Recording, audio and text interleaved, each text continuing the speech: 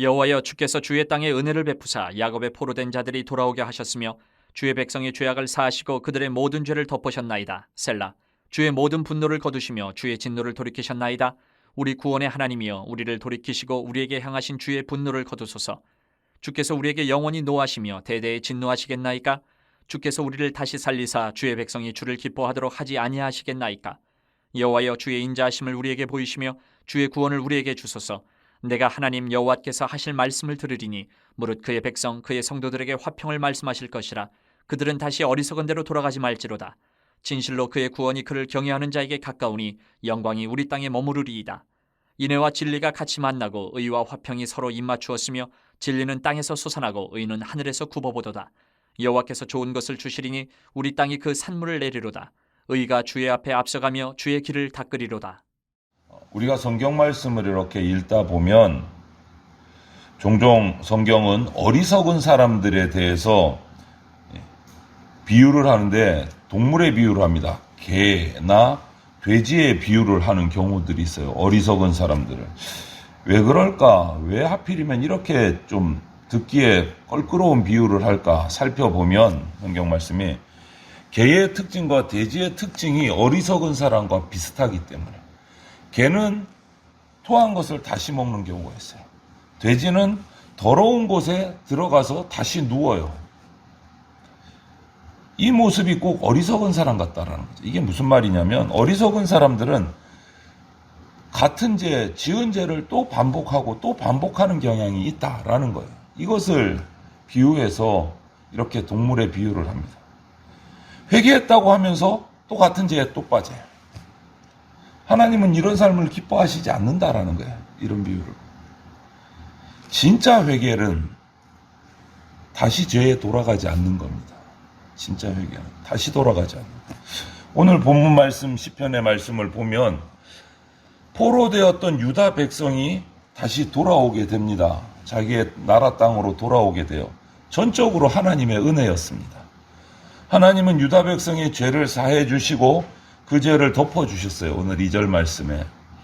유다 백성이 죄 때문에 나라가 망하고 포로가 돼서 바벨론으로 잡혀갔었는데 마침내 하나님의 분노의 그 징벌의 날이 맞춰지고 하나님의 이제 섭리의 때가 시작이 되는 거예요. 하나님은 돌아온 백성, 용서한 백성과 다시 이제 시작하려고 하시는 거예요. 이전에 지었던 유다 백성들의 모든 죄를 다 사하시고 잊으시고 새 출발하시려는 거예요. 새 출발. 그 전에 과거를 살펴보면 유다 백성은 하나님을 거부하고 우상을 섬겼습니다. 하나님을 떠난 거예요. 이 엄청난 우상 숭배의 죄를 저질렀지만 하나님은 유다 백성의 죄를 덮어주시고 다시 한번 기회를 주시려는 그런 상황인 거예요. 회복시키셔서 하나님의 나라를 다시 만들어 가시려는 거예요. 제사장 나라를 다시 세워 가시려는 거예요. 유다 백성은 우상 숭배하고 하나님을 버렸던 징벌로 바벨론의 포로로 잡혀가서 70년의 포로 생활을 합니다. 그런데 그들이 70년 동안 고생을 했습니다. 포로 생활을 했어요. 그렇다고 해서 그들의 모든 죄가 다 없어졌느냐? 그거 아닙니다. 여러분, 노예에서 풀려나려면 몸값을 지불을 해야 돼요. 얼마를? 몸값을. 노예가 노예의 문서를 찢어버리고 일반인으로 돌아오려면 몸값을 지불을 해야 돼요. 그런데 유다 백성은 바벨론 포로에서 몸값을 지불한 적이 없어요. 몸값을 지불하고 나온 게 아니다라는 거예요. 오히려 하나님이 바벨론 고레스 왕을 감동시켜서 그냥 아무런 몸값 없이 그냥 풀어준 거예요. 그냥 속량을 시켜준 거예요. 하나님의 은혜라는 거예요. 유다 백성 스스로가 어떻게 몸값을 지불한 적이 없어요. 하나님이 그 대적의 왕을 감동시켜서 고레스 왕을 감동시켜서 아무런 대가 없이 그냥 풀어준 거예요. 이 유다 백성이 포로 생활 바벨론에서 다시 유대 땅으로 돌아올 수 있게 된 것은 하나님의 은혜 아니면 있을 수가 없는 불가능한 일이었다. 여러분, 이렇게 돌아와야 우리 인간이 교만하지 않습니다. 우리가 교만하지 않아요. 이렇게 돌아와요. 이렇게 돌아와야 내가 자랑할 게 없는 겁니다. 우리도 똑같습니다. 조금이라도 나의 뭔가가 있으면 우리는 그거를 부풀려가지고 뻥튀기를 해가지고 내가 뭔가 해서 돌아온 것처럼, 내가 뭔가 해서 구원받은 것처럼 자랑하고 떠들고 다니는 게 우리 인간이에요. 우리 인간이에요. 숟가락 걸치려고 별로 한 것도 없으면서. 근데 별로 한 것도 없는 게 아니고 하나님의 구원은요, 전혀 한 게 없어요, 우리가. 전혀. 그래서 우리는 교만할 수 없어요. 자랑할 게 없어요, 구원에 관해서. 우리가 구원받고 속량받은 것은 우리 공로는 전혀 없고 0이고 오직 예수 그리스도의 보혈로 우리는 속죄받았고 죄에서 해방되어서 구원받은 겁니다. 하나님의 은혜 아니면 구원을 우리는 생각할 수조차 없는 존재다. 오늘 이스라엘 백성은 이렇게 구원받았어요. 이렇게. 그들의 모습을 보면 그들이 우상숭배하다가 하나님을 버리고 우상숭배하다가 적국에 잡혀가서 포로 생활을 하게 됩니다. 그리고 이제 돌아오면서 자신들의 과거의 그 고난들, 과정들을 돌아봐요. 그리고 그동안에 지었던 모든 죄들을 발견하고 회개했습니다. 이스라엘 백성이 돌아오면서 하나님 앞에 이 죄를 고백했을 때 하나님은 두 가지 응답을 해주세요. 그것이 8절 말씀인데요. 첫 번째 응답은 회개하고 돌아오는 백성에게 화평을 주시는 응답을 첫 번째 응답으로 주셨어요. 화평. 죄를 지은 심령은 깨진 곳이 많습니다. 그 말은 뭐냐? 상처가 많다라는 거예요. 상처가 많다라는 거예요. 내가 스스로 준 상처이든 타인으로 받은 상처이든 내가 다른 지체에게 상처를 주었던 하여간 상처 때문에 깨진 곳이 많은 것이 죄 지은 인생이다라는 거예요. 그 죄를 짓고 회개할 때까지 엄청 많은 상처들이 생겨 있다라는 거예요. 하나님은 그 상처를 하나님이 주시는 화평으로 평안으로 회복시키시고 싸매 주신다라는 거예요. 회복시켜 주신다는 거예요. 그 상처들을. 우리 인간들은 서로 이해하지 못하는 부분도 하나님은 이해하고 싸매 주시고 안아 주시고 회복시켜 주신다. 여러분 생각해 보세요. 이렇게 상처 많은 인간이 이제 회개했는데 평안이 없고 화평의 응답이 없다면 끊임없이 그 죄책감에 시달릴 거예요. 죄책감에 시달릴 거예요. 평안함이 없다면. 그것을 하나님은 너무 잘 아시는 겁니다. 그래서 회개하고 돌아온 백성에게 화평, 평안을 선물로 주시는 거예요. 그것이 오늘 8절 말씀이에요. 그리고 또 한 가지 8절 후반부의 하나님의 응답 두 번째는 다시는 어리석은 곳, 즉 옛 생활로 돌아가지 마라 이렇게 말씀하세요. 이 두 가지로 응답해서 과거의 죄를 돌이키고 회개하고 돌아오는 당신의 백성에게 화평을 주십니다. 그리고 다시는 그곳으로 다시 돌아가지 마라 이렇게 말씀하세요. 어리석은 곳으로 옛 생활로 회개하기 전으로 돌아가지 말라라는 거예요. 하나님 말고는 다른 것 붙잡을 생각, 기대할 생각 하지 말라라는 말씀이에요. 옛생활로 돌아간다는 게 뭡니까? 시간 낭비하는 일이에요. 지금까지 했던 회개를 아무 쓸모없이 무의미하게 다시 그냥 없애버리는 것이 옛생활로 다시 돌아가는 거예요. 어리석은 걸로 돌아가는 거예요. 시간 낭비하는 거고 회개가 그냥 무의미한 일로 그냥 덮어져 버리는 거예요. 돌아가는 거는 다시.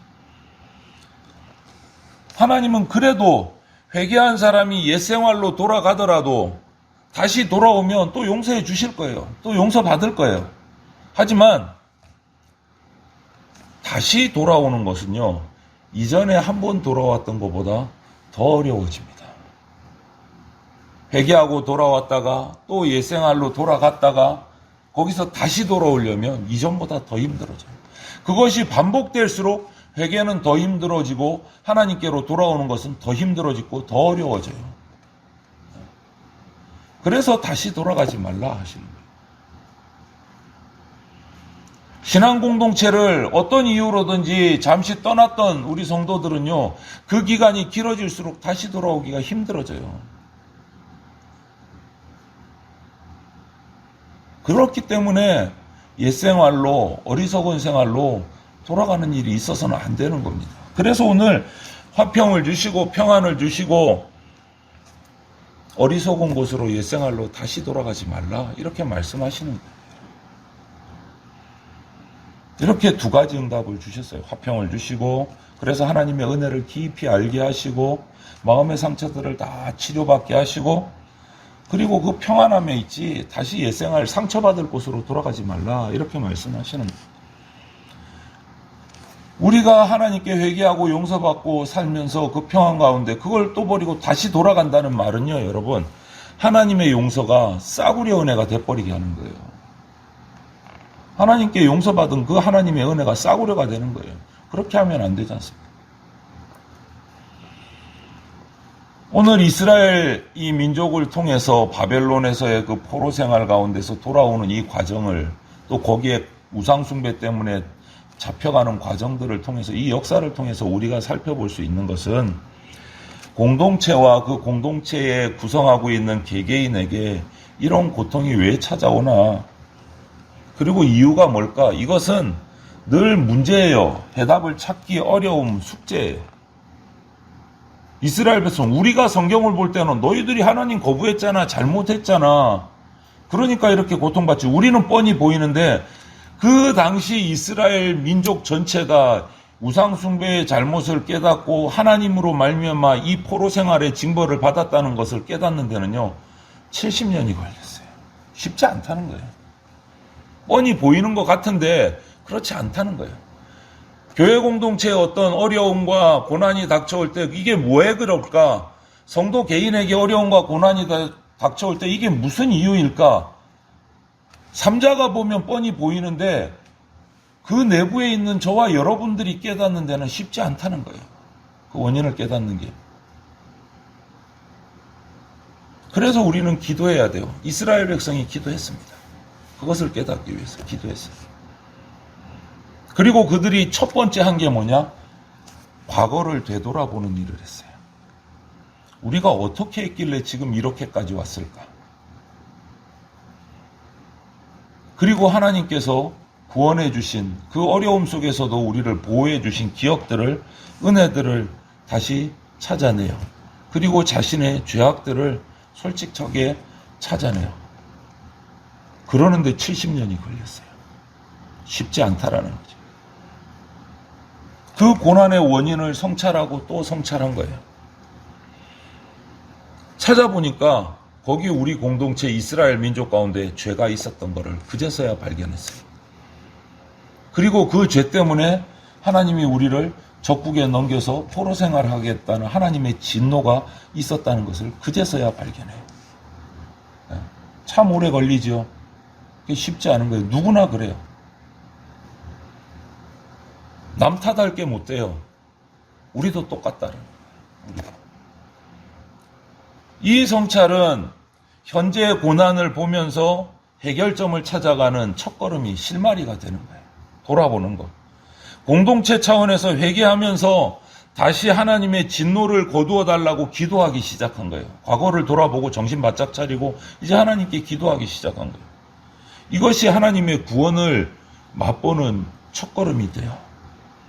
그리고 이스라엘 공동체는 거듭 다시 죄짓지 말라는 이 하나님의 음성을 새겨 듣고 정신 바짝 차리고 결단합니다. 이것이 미래를 향해서 나가는 결단의 시작이 돼요.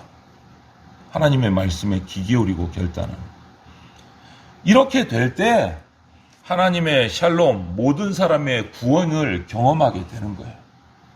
그리고 현실에서 하나님이 얼마나 올곧은 분이신지, 얼마나 한결같은 분이신지를 깨닫게 되고 그것을 닮아가는 공동체가 되는 거예요. 세워져 가는 거예요. 뚝딱대는 게 아니라는 거죠.